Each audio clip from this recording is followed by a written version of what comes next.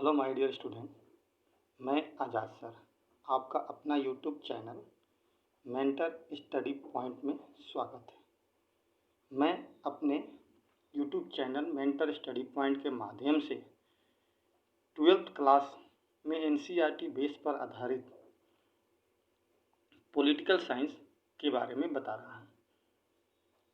इस political science अर्थात राजनीतिक विज्ञान के बारे में पिछले वीडियो में हमने सिलेबस पे चर्चा किया था और यह बताने की कोशिश की थी कि पॉलिटिकल साइंस अर्थात राजनीतिक विज्ञान में हम दो बुक पढ़ेंगे, जिसमें से प्रथम बुक समकालीन विश्व राजनीति और दूसरी बुक स्वतंत्र भारत में राजनीति है।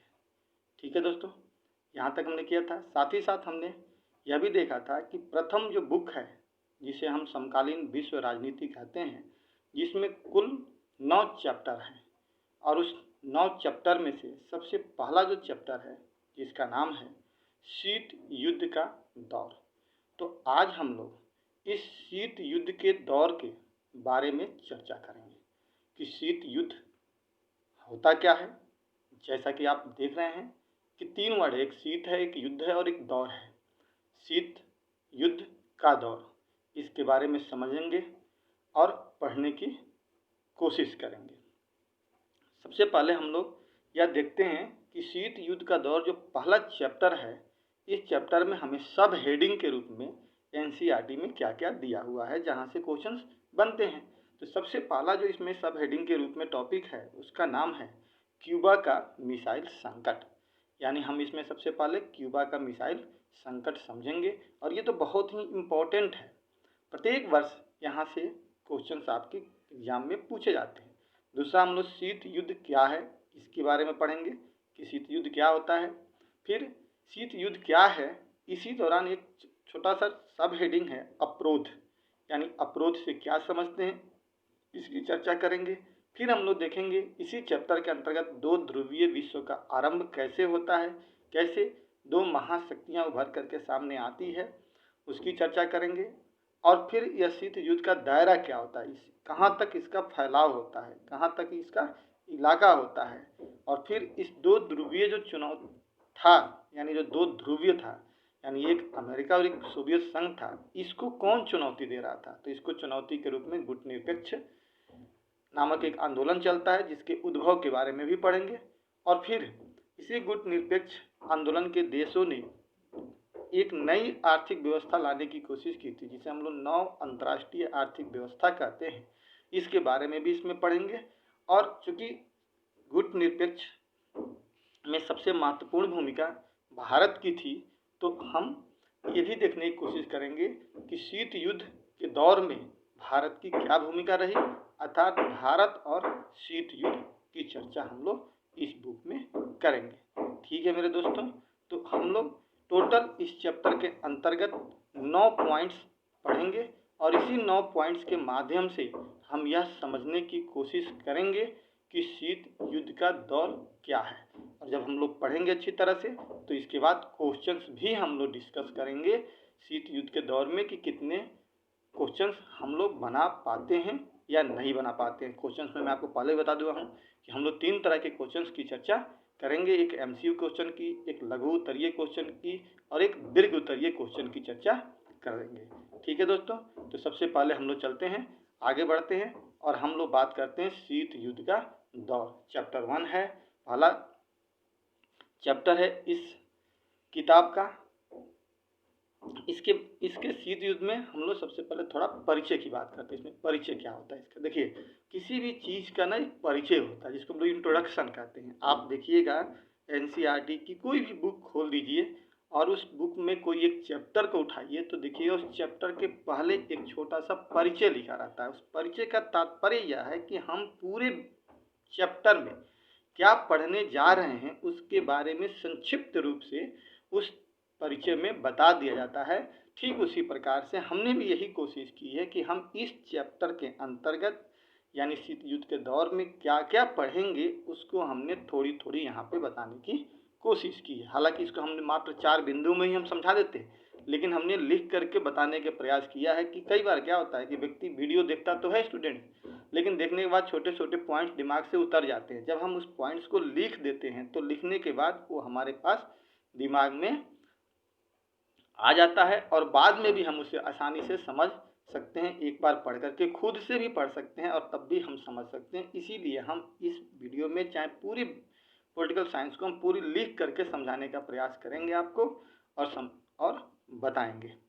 ठीक है दोस्तों, तो पहला पॉइंट इसमें है कि यह अध्याय पूरी पुस्तक के लिए, यह अध्याय का मतलब क्या है, यह चैप्टर यानी शीत युद्ध का दौर पूरी पुस्तक के लिए एक मार्गदर्शक प्रस्तुत करता है। यानी पूरा किताब जो हम लोग पढ़ेंगे, जिसमें 9 चैप्टर पढ़ेंगे, तो पूरे चैप्टर के लिए, पूरी किताब के लिए शीत युद्ध क्या करता है, एक मार्गदर्शन प्रस्तुत करता है। क्योंकि शीत युद्ध की समाप्ति को ही समकालीन विश्व की राजनीति की शुरुआत समझाता है कि जब शीत युद्ध की समाप्त हुई थी तो वहाँ से समकालीन विश्व राजनीति की शुरुआत हुई। इसलिए यह उचित है कि इस कहानी की शुरुआत हम किससे करें, शीत युद्ध की चर्चा से करें। यानी इस पूरे किताब की शुरुआत हम कहाँ से करें, शीत युद्ध से। तो आपने देखा ही कि चैप्टर का नाम ही पहला क्या है, शीत युद्ध का दौर। एक तो चीज़ हम लोग ये पढ़ेंगे शीत युद्ध के बारे में इसमें। दूसरा चीज़ हम पढ़ेंगे इस अध्याय में, यह साफ होगा कि किस तरह दो महाशक्ति, हम लोग ने देखा दो महाशक्ति कौन है, आगे चर्चा भी करेंगे, चाहे यहाँ पे हमने लिख भी दिया है कि एक संयुक्त राज्य अमेरिका और दूसरा सोवियत संघ का वर्चस्व शीत युद्ध के केंद्र में कैसे था। यानी शीत युद्ध के समय में दो ही महाशक्तियाँ का वर्चस्व पूरे विश्व में चल रहा था। वो एक तरफ सोवियत संघ तो चल रहा था, दूसरी तरफ अमेरिका का चल रहा था। तो ये चीज़ों को पढ़ेंगे। फिर इस अध्याय में गुट निरपेक्ष आंदोलन पर इस दृष्टि से भी विचार किया गया है कि किस तरह इसने दोनों राष्ट्रों के दबदबे को चुनौती दी। यानी दो राष्ट्र कौन थे, एक अमेरिका और एक सोवियत संघ, इन दोनों को एक किसी अलग ने चुनौती दी। वो अलग व्यक्ति कौन था, तो वो था, हम ये समझे कि गुट निरपेक्ष आंदोलन था। तो उसने कैसे इनको चुनौती दी, और इन्हीं गुट निरपेक्ष आंदोलन में शामिल देशों ने एक नई व्यवस्था की शुरुआत की थी, जिसे हम लोग नई अंतर्राष्ट्रीय आर्थिक व्यवस्था कहते हैं। यहाँ से भी क्वेश्चंस आपके पूछे जाते हैं, सीधा सीधी सवाल आ जाता है, नव अंतर्राष्ट्रीय आर्थिक व्यवस्था सब क्या समझते हैं, तो इसको भी हम लोग समझेंगे। और साथ ही साथ लास्ट में हम लोग ये देखेंगे कि गुट निरपेक्ष आंदोलन में भारत की भूमिका क्या थी और भारत ने अपने हितों की रक्षा में गुट निरपेक्ष की नीति किस सीमा तक सफल रही। इसकी आपको बता दें कि जब शीत युद्ध का दौर शुरू हुआ था तो उस वक्त छोटे छोटे कई ऐसे देश थे जो अभी आज़ाद हुए थे, यानी वो स्वतंत्र हुए थे। उसमें से भारत भी एक था जो तुरंत ही अभी आज़ाद हुआ था, क्योंकि 1945 से शीत युद्ध की शुरुआत मानी जाती है और 1947 में भारत आज़ाद हुआ था। तो उस समय जितने भी छोटे छोटे जो देश थे जो आज़ाद हुए थे, उनके सामने एक सबसे बड़ी समस्या ये थी कि कहीं फिर से वो गुलाम ना हो जाए। क्यों? क्योंकि या तो उनके साथ मजबूरी होगी कि या तो अमेरिका के साथ शामिल हों या सोवियत संघ के साथ, और दोनों के साथ जब शामिल होंगे तो किसी न किसी एक देश के अधीन हो जाएंगे। तो एक तरफ से तो उनको आज़ादी मिली, फिर दूसरी तरफ उन्हें गुलामी का जंजीर झेलना पड़ता। इन्हीं दोनों के बीच से गुट निरपेक्ष का उदय भारत ने कराया था, जो हम लोग आगे चर्चा करेंगे। सबसे पहले दोस्तों अब हम परिचय कर लिए इसका। परिचय के बाद हम लोग करेंगे पहला टॉपिक जो इसमें है, क्यूबा का मिसाइल संकट। इस क्यूबा के मिसाइल संकट को हम आपको एक डायग्राम के माध्यम से समझाने का प्रयास करते हैं। ठीक है दोस्तों, सबसे पहले इस डायग्राम के माध्यम से हम इसे समझाने का प्रयास करते हैं कि कैसे यह समझ में आ जाए। क्यूबा एक देश था।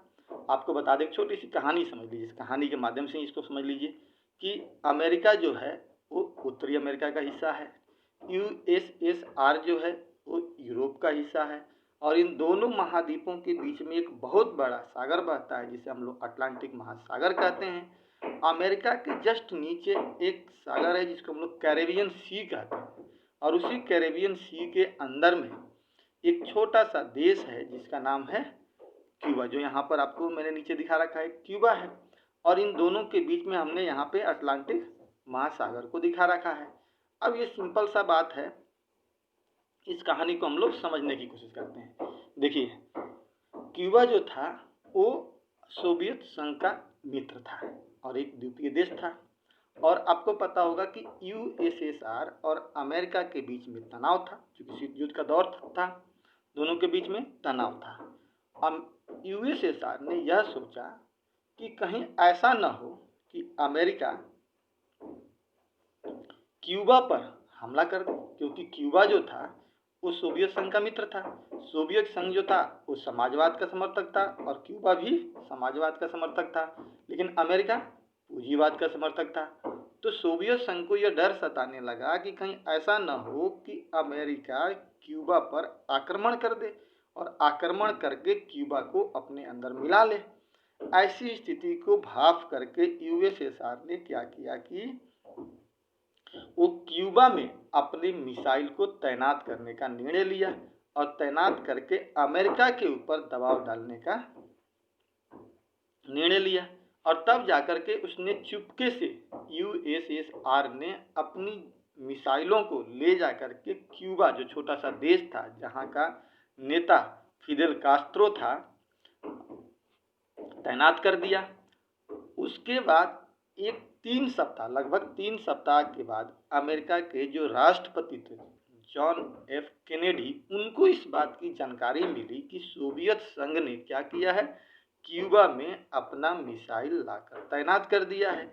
इससे अब अमेरिका पर दबाव बढ़ने लगा। इस बात की जानकारी राष्ट्रपति जॉन एफ कैनेडी को चला। अब जॉन एफ कैनेडी इस बात को समझ गए कि यूएसएसआर यानी सोवियत संघ जो है वो अमेरिका पर दबाव डाल रहा है। इस स्थिति को देखते हुए कैनेडी ने यूएसएसआर को समझाने की कोशिश की, लेकिन ये बात बनी नहीं। और ये जितने भी जहाज इसके जा रहे थे यहाँ पर सब तैनात हो रहे थे। अमेरिका चाहता नहीं था कि फिर से दोबारा कोई वार हो, इसलिए वह इस लड़ाई को रोकना चाहता था, लेकिन सोवियत संघ इस बात को नहीं समझ रहा था। तब जाकर के अमेरिका ने, देखिए बीच में जो अटलांटिक महासागर हमने बना रखा है उसमें अपने जंगी बेड़े को लाकर बीच में खड़ा कर दिया। अब जाकर के सोवियत संघ को इस बात का भय हो गया और उसके जितने भी जंगी बेड़ा थे सोवियत संघ के, उसको अमेरिका ने रोकने की कोशिश की।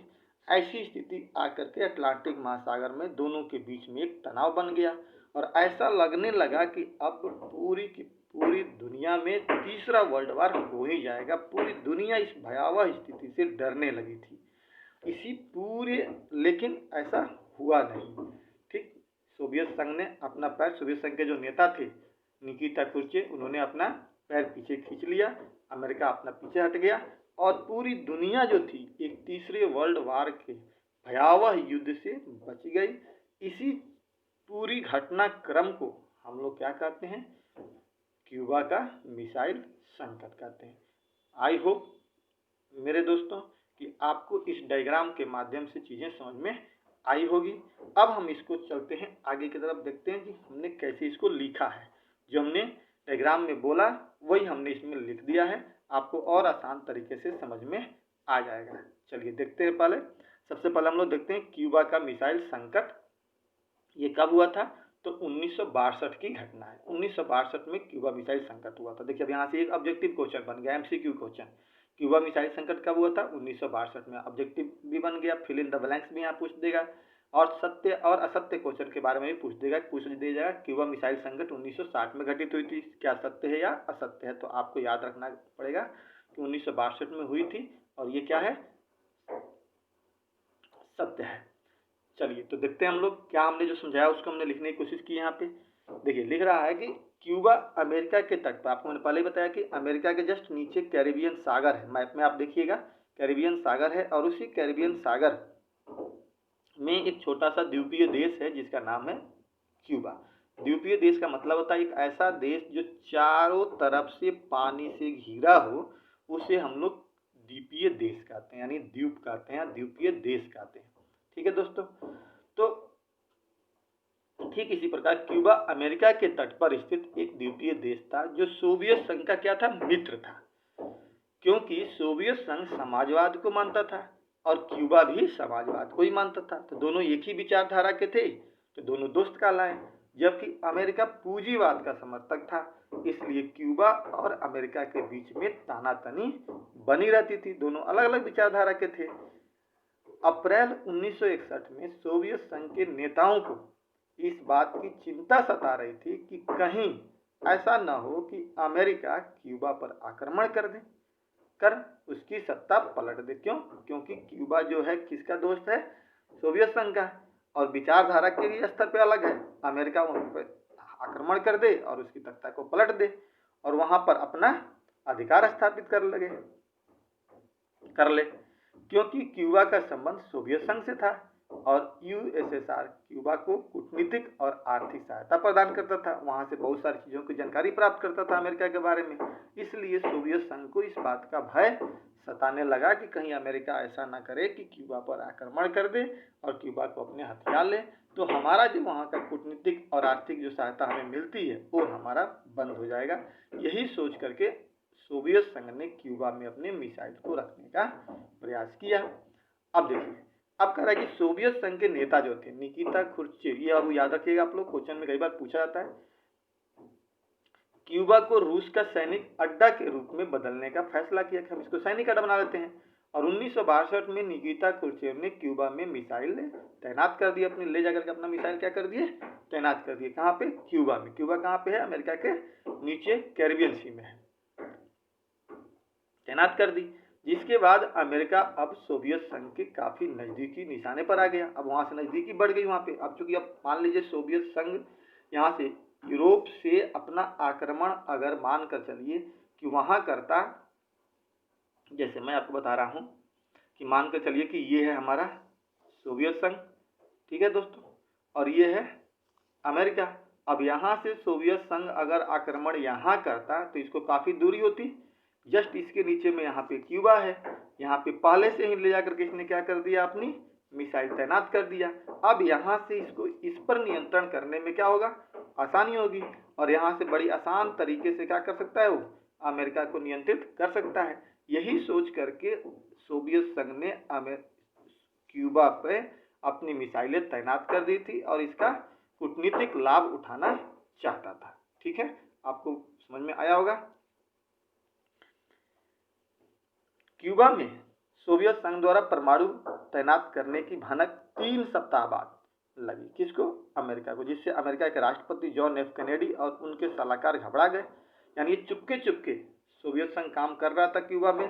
3 सप्ताह लगभग 21 दिन के बाद ये जानकारी अमेरिका के राष्ट्रपति जॉन एफ कैनेडी को लगा, क्योंकि वो परमाणु युद्ध से जब उनको पता चला तो घबराए और वो परमाणु युद्ध से बचना चाहते थे, इसलिए वो कुछ जवाब देना नहीं चाहते थे। कैनेडी को विश्वास भी था कि सोवियत संघ क्यूबा से मिसाइल और परमाणु हथियार हटा लेगा, इसलिए वो कोई तुरंत एक्शन लेना नहीं चाहते थे, क्योंकि वो परमाणु युद्ध से बचना चाहते थे।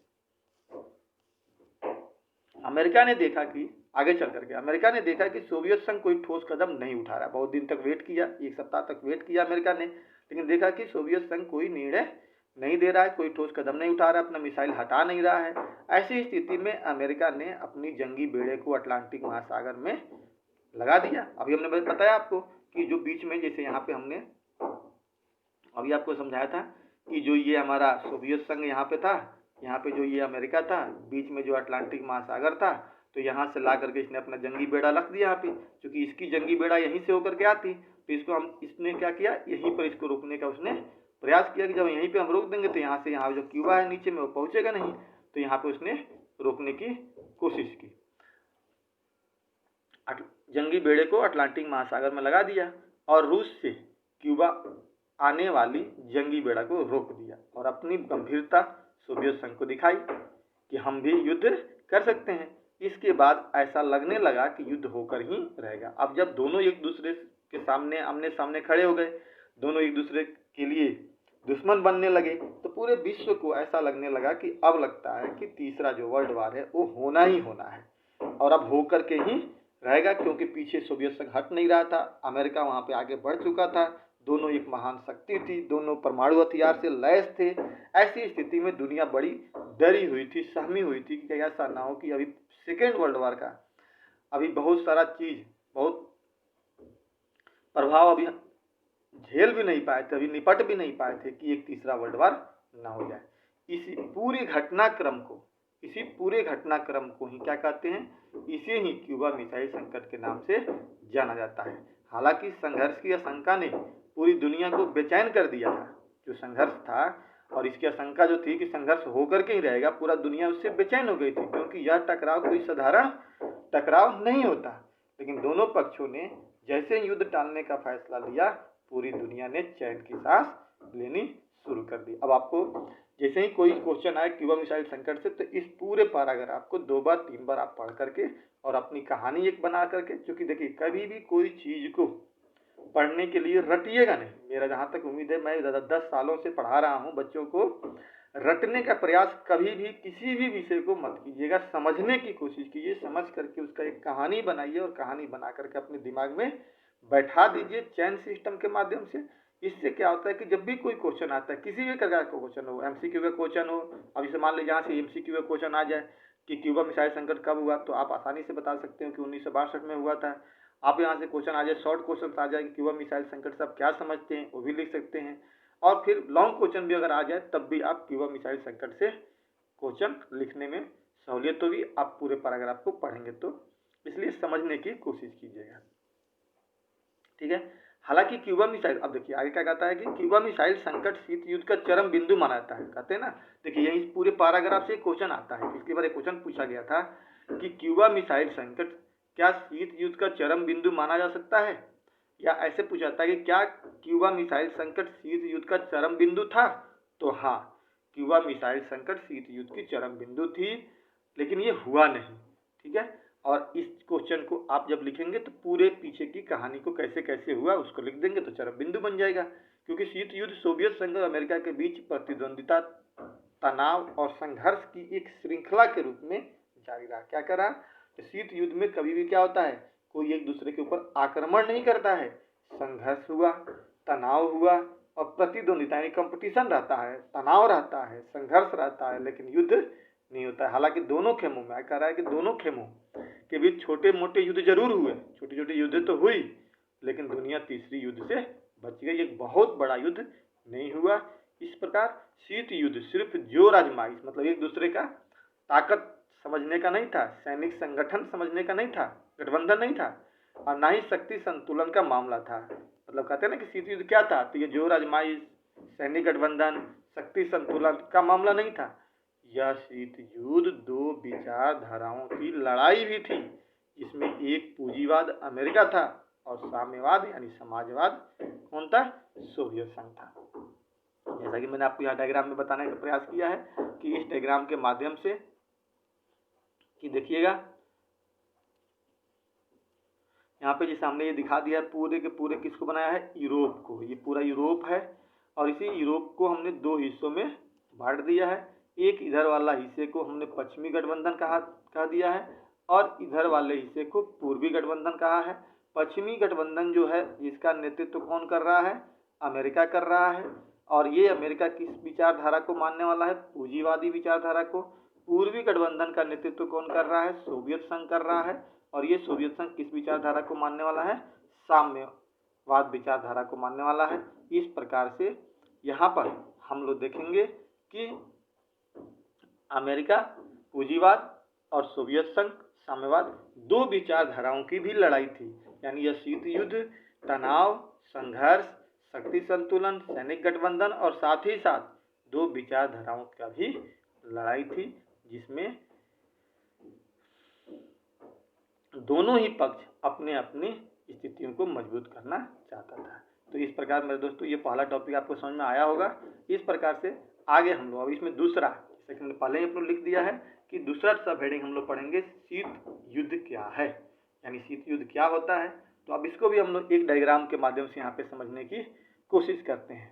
आप जानते हैं दुनिया में 2 वार हुआ है अभी तक। प्रथम विश्व युद्ध हुआ था जो 1914 से 1918 के बीच में हुआ था। द्वितीय विश्व युद्ध हुआ था 1939 से लेकर 1945 के बीच में हुआ था। अब देखिए द्वितीय विश्व युद्ध से हमें समझना है, इसलिए हम लोग फर्स्ट वर्ल्ड वार के बारे में ज़्यादा नहीं समझने की कोशिश करेंगे।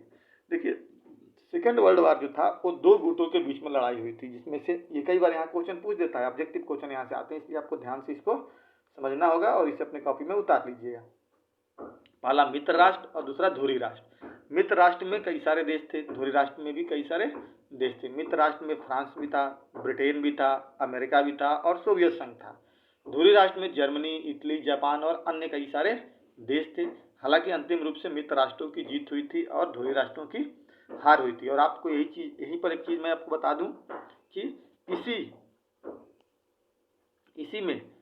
इसी मित्र राष्ट्र में एक अमेरिका भी था और एक सोवियत संघ भी था। यानी दो महाशक्तियां जो आगे चल करके निकल करके आती है, वो दोनों महाशक्ति कहाँ थी? इसी में थी, एक तरफ अमेरिका और एक तरफ सोवियत संघ। और इन्हीं दोनों के बीच में जो आगे चल करके जो संघर्ष हुआ, उसी संघर्ष को हम लोग शीत युद्ध के दौर के नाम से जानते हैं। ठीक है दोस्तों, आगे चलिए, देखिए इसको हम लोग समझने का प्रयास करते हैं। अब देखिए इसमें क्या कह रहा है कि द्वितीय विश्व युद्ध की समाप्ति के बाद विश्व में दो महाशक्तियों का उदय हुआ। क्या हुआ जी? जब सेकेंड वर्ल्ड वार 1945 में जब समाप्त हुआ तो कितने शक्ति बनकर के उभरे? दो महाशक्ति। और दोनों महाशक्ति किस गुट के थे? तो एक ही गुट के थे, जिसका नाम था मित्र राष्ट्र।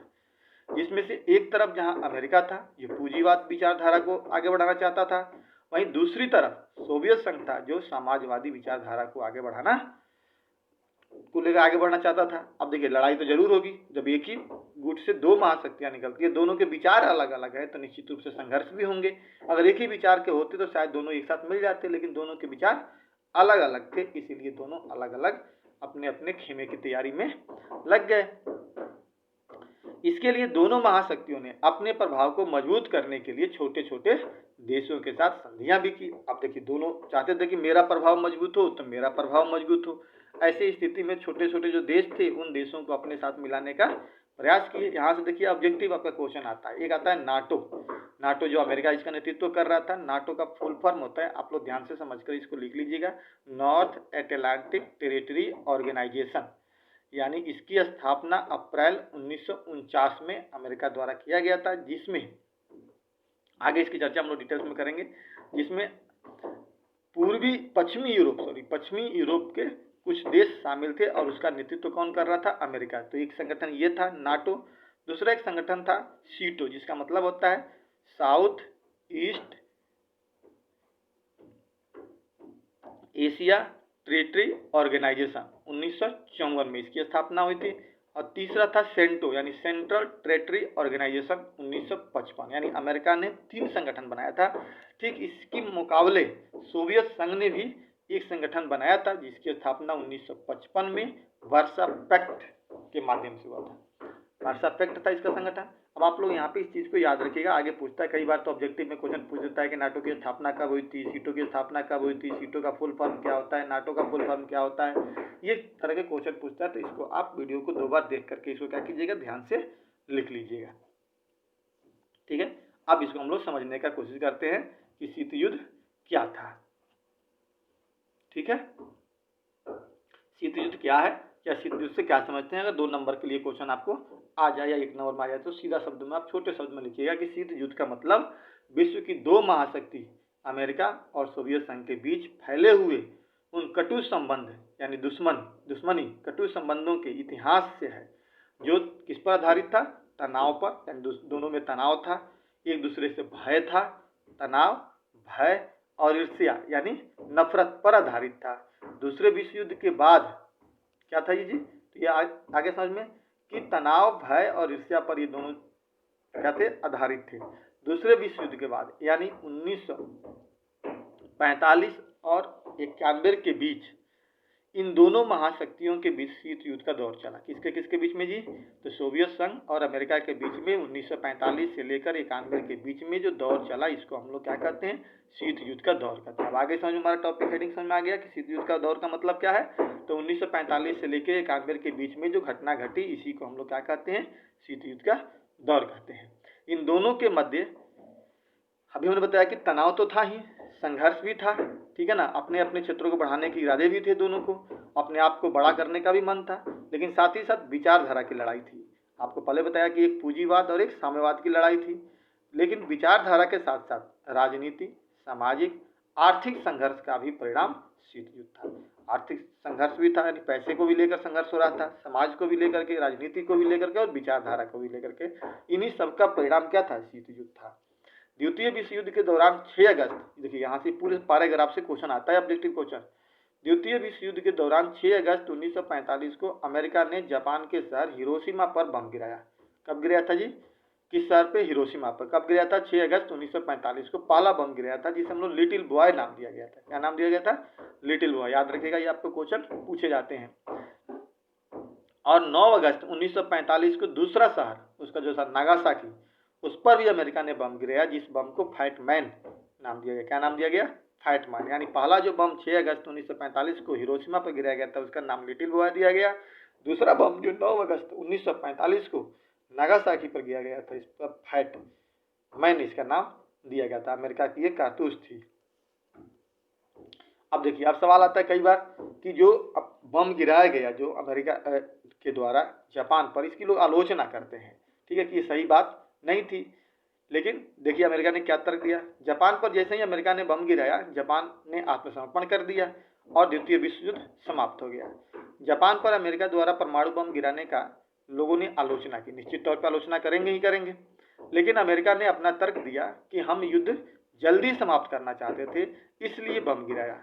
लेकिन यह बात नहीं थी। अब देखिए, लोगों ने आलोचना जब की, अमेरिका की आलोचना की गई कि आपको ऐसा नहीं करना चाहिए था जापान पर, क्योंकि जापान अब सरेंडर करने ही वाला था, कि आपने बम क्यों गिरा दिया। तो उसने कहा, अमेरिका ने तर्क दिया कि हम जल्दी युद्ध को समाप्त करना चाहते थे, ताकि और भी आगे लंबा युद्ध न हो, और लंबा जब युद्ध होगा तो निश्चित तौर पे दुनिया को नुकसान होगा, इसलिए वो लंबा युद्ध से बचना चाहता था, इसलिए हमने बम गिरा दिया। लेकिन अमेरिका द्वारा बम गिराने का ये वास्तविक रीजन नहीं था, बल्कि अमेरिका सोवियत संघ को दिखाना चाहता था कि हम सुपर पावर हैं, क्योंकि दोनों एक ही गुट में थे। आपको याद होगा, मैंने शुरू में ही डिस्कस किया है, दोनों एक ही गुट में थे। अमेरिका को लग रहा था कि कहीं ऐसा ना हो कि सोवियत संघ अगर इस युद्ध को रोकने में सफल हो जाए तो उसका वर्चस्व बढ़ जाएगा, इसलिए उससे पहले इसने क्या किया, जापान पर बम गिरा करके और अपना सुपर पावर होने का निर्णय दे दिया। और ये लॉजिक दिया जो कि बिल्कुल सही नहीं था। आप ही बताइए ना, मान लीजिए दो आदमी के बीच में अगर झगड़ा होता है, ठीक है, एक शक्तिशाली अगर व्यक्ति होता है, आकर किसी को गोली मार दे और कहे कि नहीं, हमने तो गोली इसलिए मारा कि एक व्यक्ति मर जाएगा, युद्ध समाप्त हो जाएगा, तो ये कोई तर्क तो नहीं हुआ। लेकिन अमेरिका ने यही लॉजिक दिया। इस प्रकार द्वितीय विश्व युद्ध की समाप्ति तो हो गई 1945 में, और उसके बाद पूरा विश्व दो गुटों में बट गया। इन्हीं दो गुटों के बीच जो संघर्ष 1945 से 91 के बीच में चला, उसे ही हम लोग समकालीन विश्व राजनीति में शीत युद्ध के नाम से जानते हैं। अब देखिए, यहाँ पे हमने दोनों चीजों को जोड़ दिया ना। किताब का नाम क्या हुआ? समकालीन विश्व की राजनीति। टॉपिक का नाम क्या हुआ? शीत युद्ध का दौर। और दोनों आकर के यहाँ पे जुड़ गया। तो इसको बाबू कहते हैं कंसेप्ट, अवधारणा। आप कभी भी पढ़ाई इस आधार पे कीजिए, इतना समझ करके कीजिए कि आपका कंसेप्ट बिल्कुल एकदम क्लियर हो, ताकि आपको कोई भी प्रश्न का उत्तर लिखने में ज़्यादा दिक्कत ना हो। बहुत आसान और सहूलियत तरीके से आप क्वेश्चन को लिख लें। इसके बाद हम लोग अगला तीसरा जो इसमें हमने लिखा था, अवरोध के बारे में समझने का प्रयास करेंगे। अवरोध का मतलब सीधा सीधी ये होता है कि आप सीधा सिंपल में पहले समझ लीजिए, रोक और संतुलन। ये एनसीईआरटी के बुक में कोई हेडिंग नहीं दिया, लेकिन बीच में एक जगह पे लिखा हुआ है, इसको हमने निकाल दिया है यहाँ पर, ताकि यहाँ से 2 नंबर के क्वेश्चन अक्सर पूछे जाते हैं और 3 नंबर के क्वेश्चन पूछे जाते हैं।